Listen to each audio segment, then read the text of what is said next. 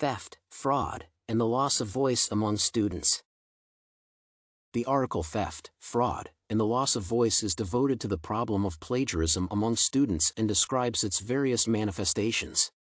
It analyzes both the intentional adoption of the authorship of someone else's work of science and the use of it or a part of it under one's own name without specifying the source.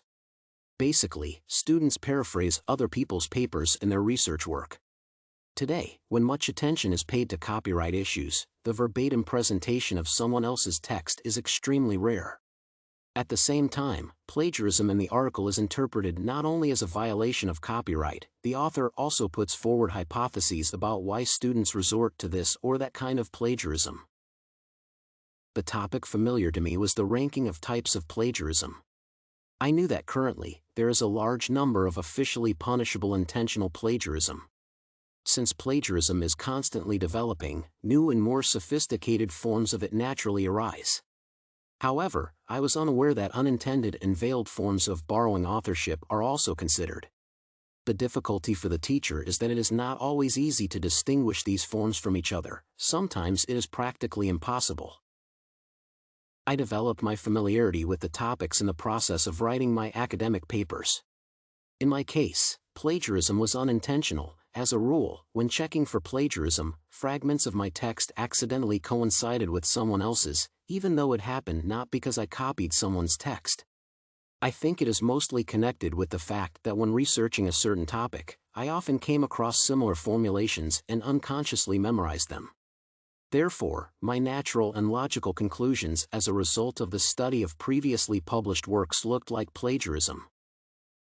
The new material in the article for me was a description of the reasons why students use plagiarism. The author is inclined to the idea that the use of plagiarism is often caused by the lack of own position on this problem. In addition, students often turn to plagiarism due to their inability to independently provide evidence, explanations, and examples to substantiate any thought. Thus, they have to borrow logical and illustrative examples from other works. Yet, not everyone can correctly rephrase the information.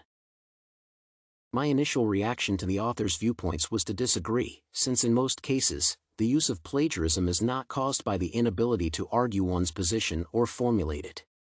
In my opinion, students turn to plagiarism due to a lack of interest in the research topic or the subject itself.